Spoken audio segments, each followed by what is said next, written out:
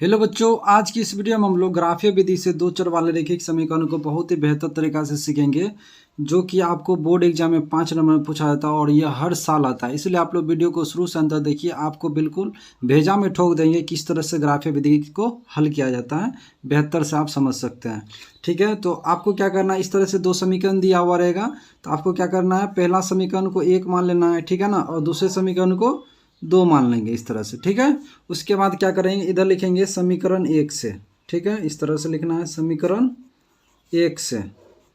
तो समीकरण 1 क्या है यहाँ पे देखिए, तो समीकरण 1 है x प्लस 3y बराबर कितना है, 6 है। ठीक है ना, तो इससे हमें y का मान निकाल लेना है। ठीक है ना, तो इस तरह से लिखेंगे 3y बराबर कितना, 6 हो जाएगा। इधर प्लस में x ऐसा रहेगा तो माइनस में x हो जाएगा। क्लियर है, तो इस तरह से हमें y का मान कितना आ जाएगा, तो ये आ जाएगा 6 माइनस एक्स, इधर गुना में 3 है, इस रहेगा तो क्या हो जाएगा, भागा में 3 हो जाएगा। क्लियर है, इस तरह से निकल गया।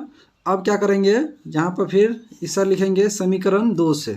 ठीक है ना, समीकरण 2 से, तो देखिएगा यहाँ पर समीकरण 2 क्या है, तो समीकरण 2 क्या है, 2x माइनस 3y बराबर कितना है, 12 है। तो यहाँ पर लिखेंगे 2x और इधर माइनस प्लस 12 है, इस लाएंगे तो माइनस 12 हो जाएगा, बराबर कितना, ये हो जाएगा, इधर देखिए माइनस में 3y ना, इस आएगा तो क्या हो जाएगा, प्लस में 3y हो जाएगा। अब यहाँ पे लिख सकते हैं, इसको टोटल को इधर ले आइए तो कितना हो जाएगा 3y, और ये टोटल को उधर ले जाइए तो ये जो हो जाएगा 2x माइनस 12, इस तरह से लिख सकते हैं, बिल्कुल लिख सकते हैं, है ना। जैसे मान लीजिए 3 बराबर 5 है तो 5 बराबर भी तो है ना 3 लिख सकते हैं ना, एग्जाम्पल के लिए ऐसा हम समझा रहे हैं। ठीक है ना, तो यहाँ पे देखिए y बराबर कितना हो जाएगा, तो ये y बराबर हो जाएगा कितना, ये हो जाएगा 2x माइनस 12 बटे कितना, 3 हो जाएगा। ठीक है ना, जब इस तरह से आपको निकल जाएगा तब आपको क्या करना है, सारणी बनाना पड़ेगा। ठीक है, चलिए सारणी किस तरह से बनता है ये भी देख लेते हैं। तो यहाँ पर सबसे पहले सारणी बनाएंगे, इस तरह से सारणी लिखेंगे। ठीक है, कम से कम आपको जो है 2 मान लेना है। ठीक है ना, अधिक से अधिक 3 ले लेना है। ठीक है, यहाँ भी इस तरह से सारणी बनाएंगे।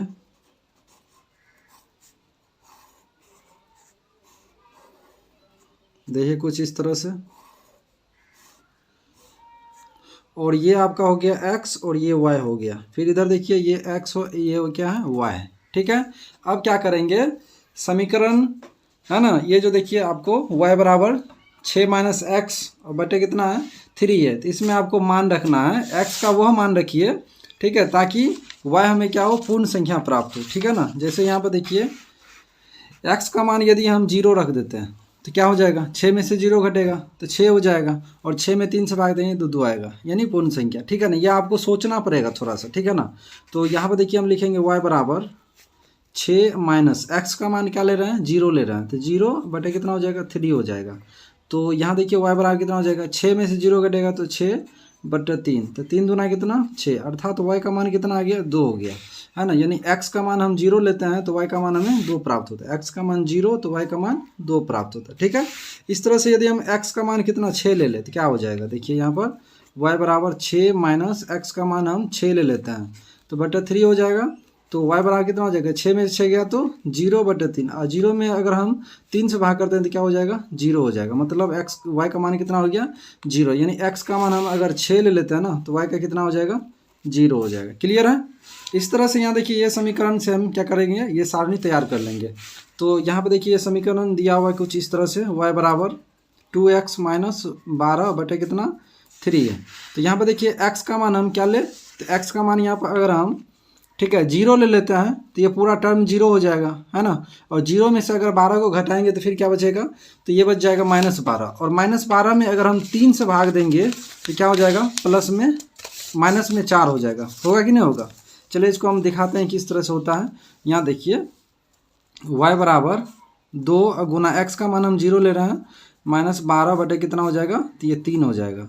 तो y बराबर क्या हो जाएगा, देखिए 0 में अगर 2 से गुना करेंगे 0 हो जाएगा, 0 में से अगर 12 को घटाएंगे तो -12 हो जाएगा बटे 3, तो 3 चौके 12, मतलब y बराबर कितना हो गया, -4 हो गया। ठीक है ना, यानी x का मान हम 0 लेते हैं तो y का मान कितना आता है, -4 आता है। ठीक है, यदि यहाँ पर देखिए x का मान अगर हम 6 ले लेते फिर क्या हो जाएगा, है ना, x का मान अगर हम 6 ले लेते फिर क्या हो जाएगा, यहाँ पर देखिएगा थोड़ा गौर से, 2 गुना है ना, x का मान 6 रखेंगे, -12 बटे कितना 3, तो y का मान हमें क्या प्राप्त होगा, तो 6 दूना कितना हो जाएगा 12 -12 बटा 3, तो y का मान देखिए 12 में से 12 गया तो 0 बटा 3, और 0 में अगर हम 3 से भाग करते हैं तो हमें क्या प्राप्त होता है, तो 0 प्राप्त है, यानी x का मान हम 6 रखते हैं तो y का मान हमें क्या प्राप्त होगा, तो ये 0 प्राप्त होगा। ठीक है, इस तरह से जैसे हम सारणी खींच लिए तो मेरा आधा काम समझिए हो गया है। ठीक है ना, बस आपको अब क्या करना है, ग्राफ खींचना है। चलिए ग्राफ खींचने के लिए आप लोग गौर से देखिएगा। ठीक है ना, चलिए तो हम इस तरह से खींचेंगे और यहाँ पर देखिए स्केल से आपको ग्राफ खींचना है। ठीक है ना, आपको वैसे बोर्ड एग्जाम में ना ग्राफ कॉपी दिया जाएगा। ठीक है ना, तो ग्राफ कॉपी तो अभी नहीं है मेरे पास। ठीक है, अगर आएगा तो हम ज़रूर उस पर बताएंगे आपको किस तरह से बनाया जाता है। तो इस तरह से आपको क्या करना है, इस तरह से आपको x अक्ष और y अक्ष खींच लेना है। ठीक है ना, इस तरह से। ठीक है, देखिएगा आप लोग x अक्ष और y अक्ष इस तरह से खींच लेना है। ठीक है, और ये आपका हो गया क्या, ये हो गया x डैश, ये हो गया आपका y डैश। ठीक है, और ये आपका हो गया मूल बिंदु यानी कि 0। ठीक है, अब यहाँ पे देखिए एक एक इकाई का ले लेंगे। अब यहाँ देखिए x का मान अधिकतम कितना है, 6 है ना, तो हम 6 तक लेंगे यहाँ प्लस में, और माइनस में तो हमें नहीं है, तो माइनस में नहीं भी लिखेंगे तो कोई दिक्कत नहीं है। ठीक है ना, y का अधिकतम मान कितना 2 है, तो हम ऊपर 2 तक जाएंगे, और y का न्यूनतम मान कितना है, -3 है, तो नीचे हम -4 तक जाएँ, सॉरी -4 है, तो यहाँ पर देखिए लिखेंगे इस तरह से। ये देखिए 1 हो गया, ये 2 हो गया, ये 3, ये 4, ये 5 और ये 6। ठीक है, इधर नहीं भी लिखेंगे चलेगा, लेकिन लिख देते हैं ताकि क्या लगे, सुंदर लगे, देखने में अट्रैक्टिव लगे। ठीक है, ऊपर भी जाएंगे 1 2 3 4, इस तरह से नीचे आएंगे -4 तक, -1 -2 -3 -4, इस तरह से अब लिख दिए। अब यहाँ क्या करना है, बैठाना है मान को। ठीक है ना, यहाँ देखिए x का मान कितना है, 0 है, तो y का 2, x का मान 0 ये रहा, तो y का 2, तो y कहाँ जाएगा, ऊपर जाएगा ना, तो ये रहा। ठीक है ना, इस बिंदु का नाम क्या होगा, 0 2। पहले हम x अक्ष वाला लिखते हैं, फिर y अक्ष वाला लिखते हैं, तो x का मान क्या है, 0 है, तो y का कितना है, 2 है, इस तरह से। तो इस बिंदु का नाम हो गया 0 और 2। फिर देखिए x का मान 6 है, तो y का 0 है, x का मान 6 प्लस में देखिए यहाँ x का मान 6, तो y का कितना 0, तो y तो यहीं रहेगा ना 0, x का मान 6, तो y क्या होगा, यहाँ पर y का मान क्या है, x अक्ष पर 0 होता है, तो यही बिंदु हो जाएगा, तो इसका नाम क्या रहेगा, 6 और 0। ठीक है, अब क्या करना है, इसको मिलाना है। ठीक है ना, इसको अब क्या करना है, मिला देना है इस तरह से। चलिए मिला देते हैं, देखिएगा, तो इस तरह से इसको क्या करेंगे, हम मिला देंगे। देखिए यहाँ पर मिला दिया, और ये जो है समीकरण कौन सा था, तो ये समीकरण था x + 3y बराबर कितना 6।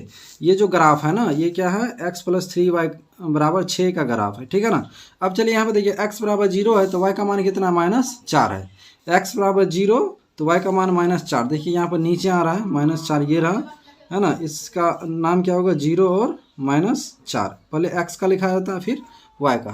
फिर यहाँ देखिए x का मान 6 है, तो y का 0, तो x का मान 6 y का 0, यही बिंदु पे होगा। ठीक है ना, इस बिंदु का नाम क्या हो जाएगा, 6 और 0। ठीक है ना, अब क्या करेंगे, इसको इससे मिला देंगे इस तरह से। ठीक है, तो इस बिंदु को और इस बिंदु को क्या करेंगे, इस तरह से मिला देंगे। देखिए यहाँ पर, तो ये रहा, इसको मिला दिए, तो अब यहाँ पर देखिए ये ग्राफ का नाम क्या है, ये कौन से समीकरण का ग्राफ है, तो ये समीकरण क्या है, तो ये समीकरण आपका हो गया क्या, 2x - 3y बराबर कितना हो गया, 12 हो गया। ठीक है ना, तो ये दोनों ग्राफ देखिए एक दूसरे को कहाँ प्रतिच्छेद कर रहा है, तो ये एक दूसरे को यहाँ पर क्या कर रहा है, प्रतिच्छेद कर रहा है बिंदु 6 0 पर। ठीक है ना, तो यहाँ पर आपको लिखना पड़ेगा। ठीक है ना, चूँकि दोनों रेखाएं है ना, यहाँ लिखना पड़ेगा, चूँकि दोनों रेखाएं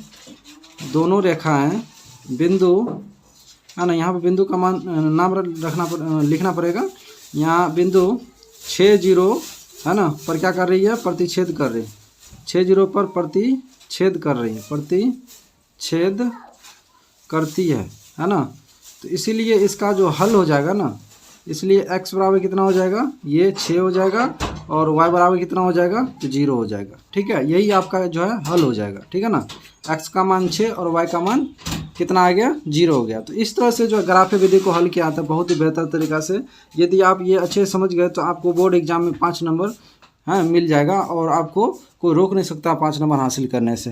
तो उम्मीद करते हैं कि आपको वीडियो पसंद आया। अगर आपको वीडियो पसंद आया तो प्लीज़ वीडियो को लाइक कर दीजिए, शेयर कर दीजिए और चैनल को सब्सक्राइब जरूर कर लीजिए। अगर आप लोग सपोर्ट कीजिएगा तो आपको यहाँ पर बिल्कुल बेसिक टू एडवांस लेवल का मैथ बताया जाएगा, ठीक है। बिल्कुल एकदम जीरो लेवल से आपको मैथ बताएंगे, ठीक है ना। अगर आप कहीं भी मैथ नहीं सीख पाए हैं तो आज हम आपको गारंटी देते हैं आपको हम मैथ सिखाएंगे बिल्कुल जीरो से। तो आप लोग हमें सपोर्ट कीजिएगा तब, ठीक है ना।